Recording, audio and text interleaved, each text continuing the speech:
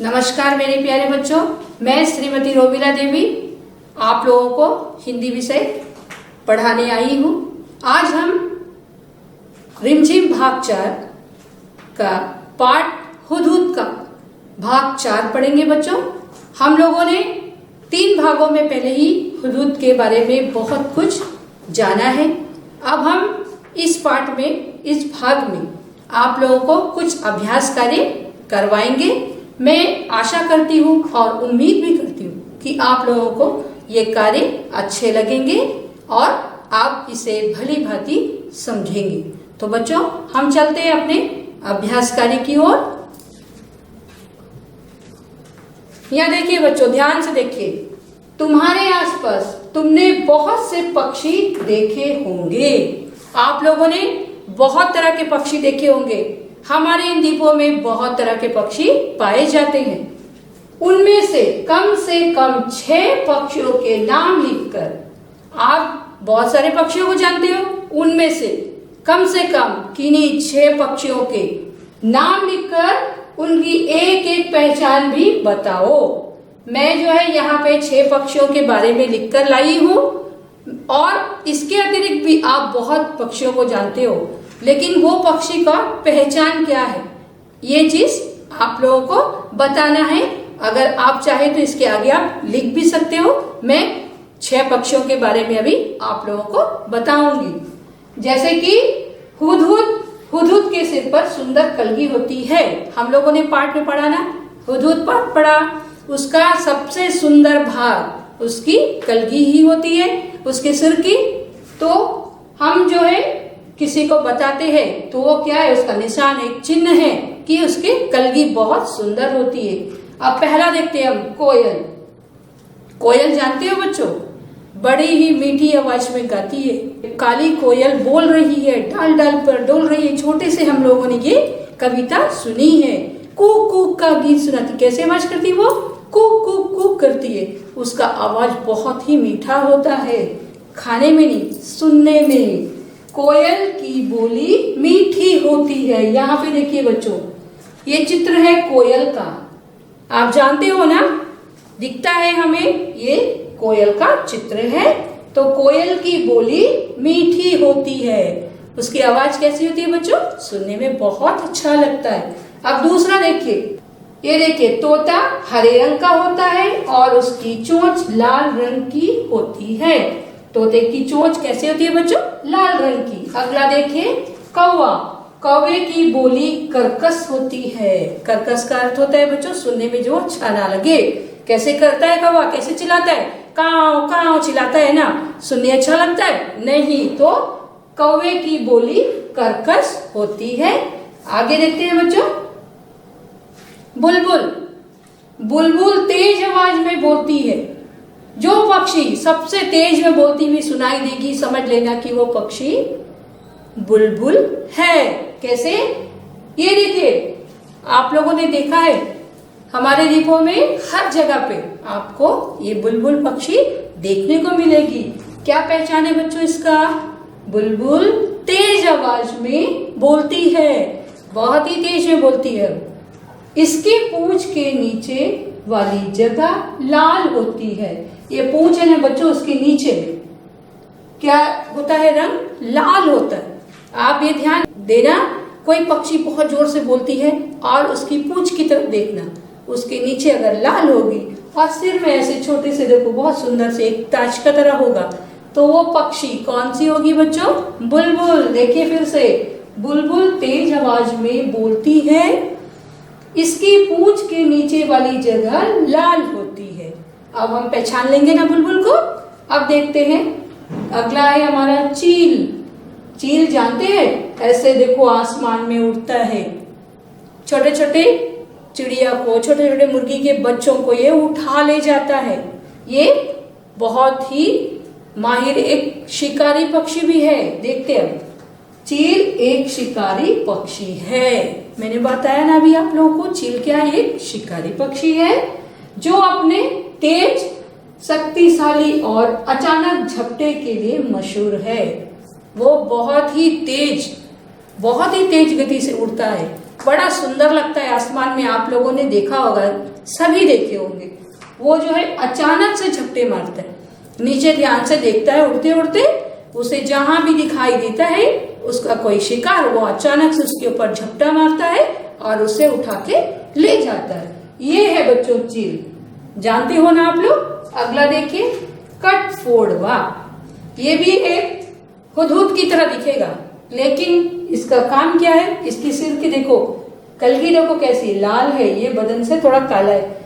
ये जो है कठफोड़वे की चोंच काफी मजबूत और नुकीली होती है बच्चों। ये पेड़ में ना बैठ के मोटी मोटी पेड़ को आराम से जो है ना ऐसे ऐसे करके वो ठोक के छेदा कर लेता है। उसका चोंच इतना शक्तिशाली होता है, बहुत ही मजबूत होता है। यह अपनी चोंच से पेड़ की छाल तोड़ देता है।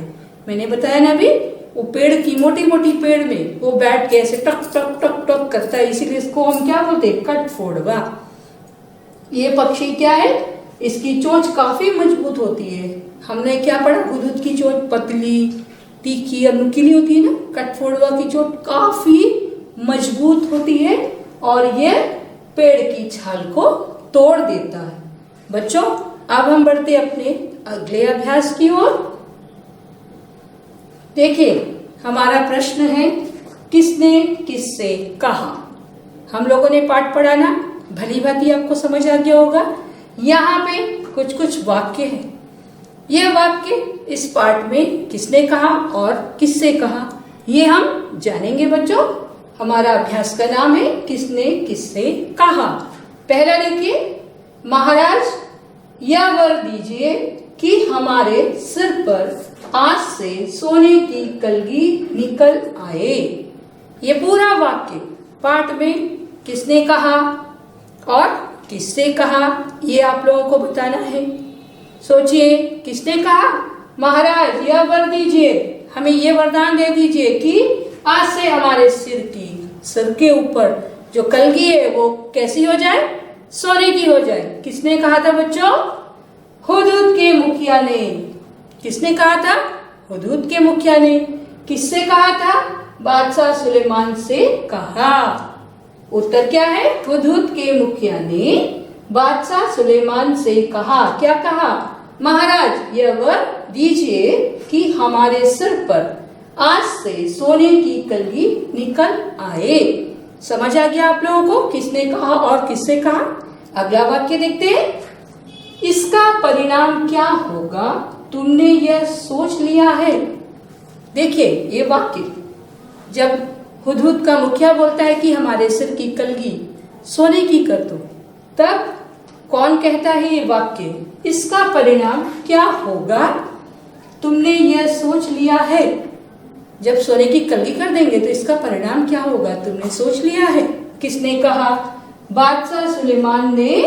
किससे कहा बच्चों, हुदहुदों के मुखिया से कहा। ये वाक्य बादशाह सुलेमान ने हुदहुदों के मुखिया से कहा। समझ आ गया। अब हम बढ़ते हैं आगे। देखिए बच्चों, हमारा अगला वाक्य, इस सोने की कलगी के कारण तो हमारा वंश ही समाप्त हो जाएगा। ये वाक्य ध्यान से देखिए, इस सोने की कलगी के कारण तो हमारा वंश ही समाप्त हो जाएगा। ये बात कौन बोलता है और किससे बोलता है, हमें देखना है। क्या है, हुदहुदों के मुखिया ने बादशाह सुलेमान से कहा। जब उनकी कलगी सोने की हो जाती है तो लोग क्या करने लगते हैं बच्चों, सोना जमा करने के चक्कर में क्या करते हैं, हुदहुदों को मारते हैं। तो अब उन्हें डर हो गया, ऐसे तो सारा मारा वंश ही खत्म हो जाएगा। तो वो जाके किससे कहते हैं, बादशाह सुलेमान से कहते हैं, ऐसे तो हमारा वंश ही खत्म हो जाएगा। फिर से देखते हैं, इस सोने की कलगी के कारण तो हमारा वंश ही समाप्त हो जाएगा। ये वाक्य हुदहुदों के मुखिया ने बादशाह सुलेमान से कहा। अगला देखते हैं वाक्य बच्चों, आज से तुम्हारे सिर का ताज सोने का नहीं सुंदर परों का हुआ करेगा। फिर से देखिए वाक्य, आज से तुम्हारे सिर का ताज सोने का नहीं सुंदर परों का हुआ करेगा। ये वाक्य किसने कहा बच्चों और किससे? देखते हैं हम उत्तर में। बादशाह सुलेमान ने हुदहुदों के मुखिया से कहा। क्या है, जब सोने की कलगी से वो लोग परेशान हो गए तो जाके क्या कहते हैं कि हमारी ये कलगी हटा दीजिए। तो बादशाह सुलेमान क्या करते हैं, उन्हें सोने की कलगी से मुक्ति करने के बाद उन्हें एक सुंदर परों वाली कलगी का वरदान देता और कहता है, आज से तुम्हारे सिर का ताज सोने की नहीं सुंदर परों का हुआ करेगा। तो बच्चों समझ आ गया ये आप लोगों को। अब हम बढ़ते हैं अपने अगले अभ्यास की ओर। ये देखिए, हम लोगों ने पाठ पढ़ा, आप लोगों को भली भांति समझ आ गया। अब इस पाठ में से कुछ छोटे छोटे प्रश्न को मैं लाई हूं और साथ ही साथ हम इसका उत्तर भी जानने की कोशिश करेंगे। देखते हैं हमारा ये अभ्यास प्रश्नोत्तर। पढ़ते हैं हम पहला प्रश्न। उड़न खटोले में बैठकर कौन जा रहा था? हम लोगों ने पाठ में पढ़ा ना, उड़न खटोले में बैठ के कौन जा रहा था बच्चों? याद कीजिए। सही, उड़न खटोले में बैठकर बादशाह सुलेमान जा रहे थे। हम लोगों ने पढ़ा ना कहानी में, उड़न खटोले में कौन बैठ के जा रहा था? बादशाह सुलेमान। तो यहाँ हम उत्तर क्या लिखेंगे? उड़न खटोले में बैठकर बादशाह सुलेमान जा रहे थे। अगला प्रश्न देखिए। बादशाह सुलेमान ने गिद्धों से क्या मदद मांगी? जब वो उड़न खटोले में जा रहे थे, उसे बहुत तेज गर्मी लगी, तो उन्होंने गिद्धों से क्या मदद मांगी? याद आया? देखते हैं उत्तर। बादशाह सुलेमान ने गिद्धों से उनके सिर पर छाया करने की मदद मांगी। बादशाह सुलेमान क्या मांगा बच्चों?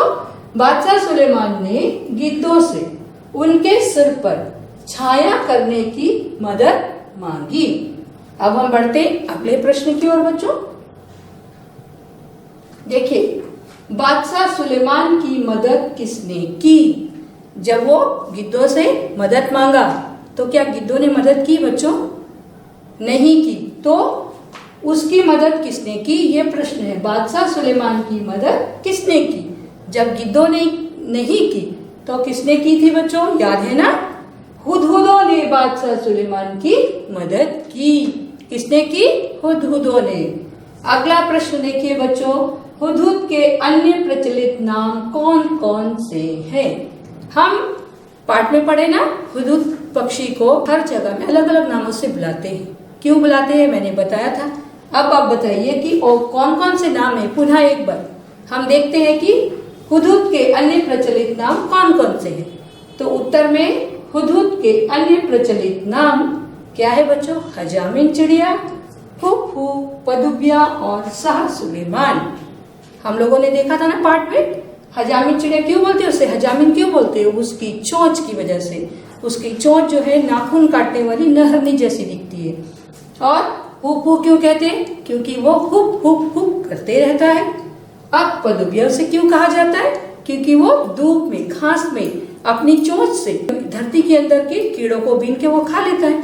और शाह सुलेमान क्योंकि उसकी कहानी ऐसी है कि उसे कलगी कैसे मिली थी, उस वजह से शाह सुलेमान के नाम से भी जाना जाता है। क्या क्या नाम है आप लोगों को पता हो गया ना? हजामिन चिड़िया, हुप्पू, पदुबिया और शाह सुलेमान। आगे बढ़ते हैं बच्चों। हुदहुद के मुखिया ने कौन सा वरदान मांगा? आप लोगों ने पाठ में पढ़ा, याद आया आप लोगों को कि हुदहुद का मुखिया कौन सा वरदान मांगा था? उत्तर देखिए। हुदहुदों के मुखिया ने सिर पर सोने की कलगी निकल आने की वरदान मांगी। बादशाह से उन्होंने कौन सा वरदान मांगा था बच्चों? कि हमारे जो सिर पे कलगी है वो सोने की हो जाए। तो उत्तर क्या है? हुदहुदों के मुखिया ने सिर पर सोने की कलगी निकल आने की वरदान मांगी। अब देखते हैं अगला प्रश्न। मादा हुदहुद कितने अंडे देती है? हम लोगों ने पाठ में पढ़ा ना, मादा हुदहुद कितने अंडे देती है बच्चों? देखिए उत्तर। मादा हुदहुद 3 से 10 अंडे देती है। वो 3 से 10 के अंदर 3 हो, 4 हो, 5 हो, 6 हो, ज्यादा से ज्यादा वो 10 तक अंडे देती है और कम से कम वो 3। तो 3 से 10 तक। अब देखिए अगला प्रश्न। हुदहुद हमारे देश के किस भाग में पाया जाता है? ये पक्षी हुदहुद हमारे देश के कौन से भाग में पाया जाता है? उत्तर में देखिए बच्चों, हुदहुद हमारे देश के सभी भागों में पाए जाते हैं। ये पक्षी जो है हमारे देश के क्या, विश्व के सभी जगह में ये मिलते हैं। तो प्रश्न में क्या पूछा है, हमारे देश के किस भाग में पाए जाते हैं? तो हमारे देश के सभी भागों में ये पक्षी पाया जाता है। हम बढ़ते हैं अगले अभ्यास की ओर बच्चों। सफाई के महत्व। यहाँ पे मैं आप लोगों को कुछ बताना चाहती हूँ। अभी जो है सबसे पहले हमें क्या देना है ध्यान, सफाई का। तो ये पाठ में हम लोगों ने क्या पढ़ा, पहले वो देखिए। पाठ में तुमने पढ़ा कि नर और मादा हुदहुद दोनों में से कोई भी अपना घोंसला साफ नहीं करते। नर और मादा हुदहुद दोनों में से कोई भी अपना घोंसला जहाँ पे वो रहते, अंडे देते, उसे वो बिल्कुल साफ नहीं करते। तुम सफाई के महत्व को ध्यान में रखते हुए एक अनुच्छेद लिखिए। अभी आप लोग सफाई क्यों जरूरी है, हमें कैसे सफाई से रहना है, इसके विषय में हम एक अनुच्छेद लिखेंगे। हम देखते हैं, देखिए यहाँ पे सफाई कर रहे बच्चे, कैसे साफ करते हैं, झाड़ू से। कचरा झड़ रहे, कचरा हमें जो है कूड़ा कचरा कभी भी इधर उधर फेंक देना है क्या, नहीं। कहाँ डालना है, कूड़ेदान में डालना है। अपने घर के आसपास अपने परिवेश को हमें कैसे रखना है, स्वच्छ रखना है। तभी हमें कोई भी तरह की बीमारी नहीं होंगे, नहीं तो हम कई तरह की बीमारियों से ग्रसित रहते हैं बच्चों। हम देखते हैं अनुच्छेद। तो बच्चों सफाई के विषय में हम एक अनुच्छेद पढ़ते हैं, देखते हैं। साफ सफाई का हमारे जीवन में बहुत ही महत्व है। मैंने कहा था ना, साफ सफाई हमें अपने शरीर के साथ साथ अपने घर, अपने आसपास भी सफाई करनी चाहिए। साफ सफाई हमें और हमारे वातावरण को स्वच्छता और सुंदरता प्रदान करती है। साफ सफाई करने से क्या होता है बच्चों, हमारे वातावरण का मतलब जहां हम रहते हैं, हमारे आसपास, उसको क्या करता है, वो स्वच्छता और सुंदरता प्रदान करती है। अगर हम कचरा सब रास्ता में फेंक देंगे तो वो देखने को अच्छा लगेगा नहीं। तो हमें अपने आसपास को सुंदर रखने के लिए क्या करना है बच्चों, साफ सफाई करना है। साफ सफाई के अंतर्गत किसके अंदर, शरीर की सफाई, घर की सफाई और आसपास के वातावरण की सफाई आती है। मैंने कहा था ना, साफ सफाई के अंदर क्या क्या आती है, हमारी शरीर की सफाई। सबसे पहले हमें अपने शरीर को हमें साफ करना है, साफ सुथरा से रहना है। शरीर की सफाई का मतलब क्या होता है बच्चों, नाखूनों को बढ़ने नहीं देना, बाल कटे हुए रहना, हमें रोज नहाना है। ये सारी चीज क्या होती है, हमारी शरीर की सफाई। घर की सफाई, हमें अपने घर को झाड़ना, पोंछना और हर सामान को उसके उचित स्थान पे रखना, इधर उधर कुछ नहीं फेंक के रखना, वो घर की सफाई हो गया। और आसपास के वातावरण की सफाई मतलब हम जा रहे हैं रास्ते में, तो हमारे हाथ में कुछ पेपर है, हमने कुछ खाया तो क्या रास्ते में फेंक देंगे, नहीं। कहाँ डालेंगे, कूड़ेदान में। रास्ते में हम कोई भी गंदगी नहीं फैलाएंगे, तभी जाके क्या होगा, हमारा वातावरण जो है साफ होगा। बिना सफाई के मनुष्य का जीवन बिल्कुल ही व्यर्थ है।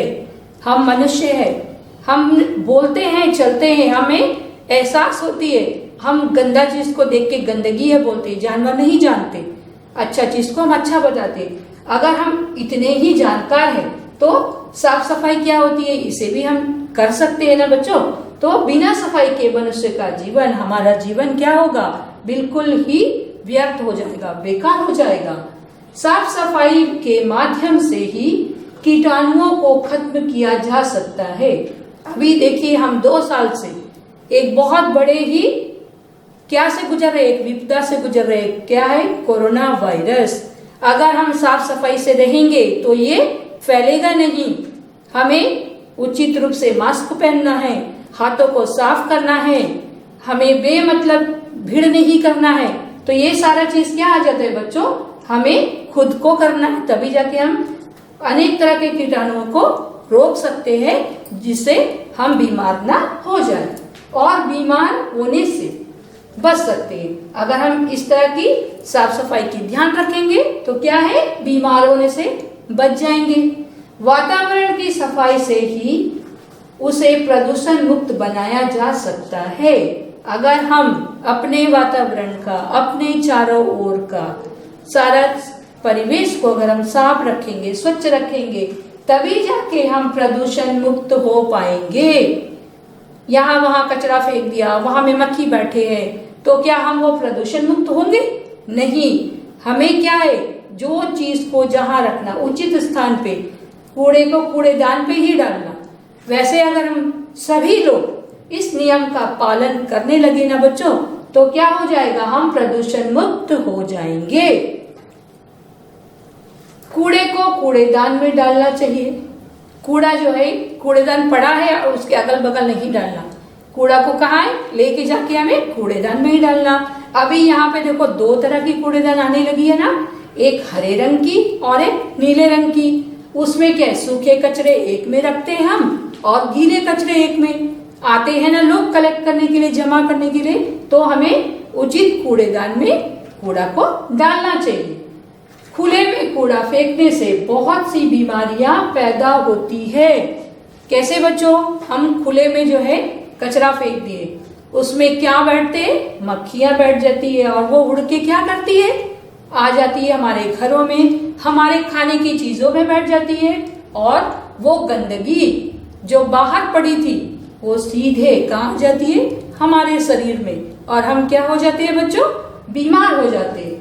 हमें खुद की और वातावरण को स्वस्थ रखने के लिए हमें खुद की, सबसे पहले हमको अपने आप पर ये कानून, ये नियम लागू करना होगा।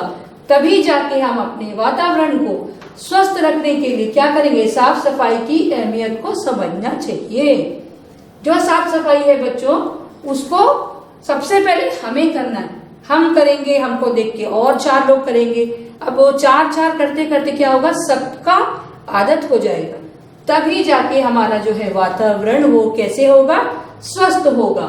अगर वातावरण स्वच्छ होता है, अगर वातावरण स्वच्छ होता है तो सब कुछ स्वर्ग जैसा लगने लगेगा, तो सब कुछ स्वर्ग जैसा लगने लगता है।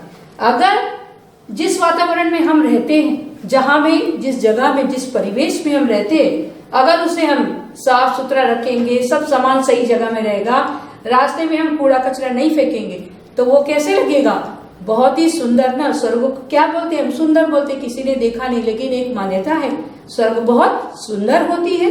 वैसे ही हमें अपने आसपास को भी रखना है। ज्यादा से ज्यादा पेड़ लगाकर वातावरण को शुद्ध करना चाहिए। पेड़ क्यों लगाते हैं, ताकि हमें क्या मिले, अच्छी छाया मिले, स्वच्छ हमें वायु मिले, और साथ ही साथ पेड़ पौधा लगाने से बारिश भी अच्छी होती है। तो हमें ज्यादा से ज्यादा पेड़ लगाना चाहिए। अगर नहीं लगाएंगे तो क्या होगा, सूखा पड़ जाएगा और चारों ओर धूल ही धूल दिखेगा, कुछ भी नहीं मिलेगा। पेड़ पौधों से हमें फल, अनाज सब कुछ मिलता है ना बच्चों। तो ज्यादा से ज्यादा पेड़ लगाकर वातावरण को शुद्ध करना चाहिए। अगर देश स्वच्छ होगा तभी तो देश के लोग स्वस्थ होंगे। ये देखिए, अगर हमारा देश साफ होगा तो ही तो हमारे देश के लोग भी स्वस्थ होंगे, कोई बीमार नहीं होगा। अगर हम अपने देश को साफ और अच्छा बनाना चाहते हैं तो क्या करना है, हमें जो है हर चीज को नियम के अनुसार ही चलना है। कूड़ेदान को, कूड़े को कूड़ेदान में डालना है। अपने घर को, अपने आप को हमें क्या रखना है, स्वच्छ रखना है, साफ रखना है, और अपने अगल बगल को ज्यादा से ज्यादा पेड़ पौधे लगा के रखना है, ताकि वातावरण हमारा शुद्ध हो जाए। तो बच्चों, अभी हम लोगों ने अभ्यास कर किया। मैं ये आशा करूंगी कि आप लोगों को ये अभ्यास करने भली भांति समझ आ गया होगा। तो बच्चों, अब मैं आप लोगों से विदा चाहती हूँ। धन्यवाद बच्चों।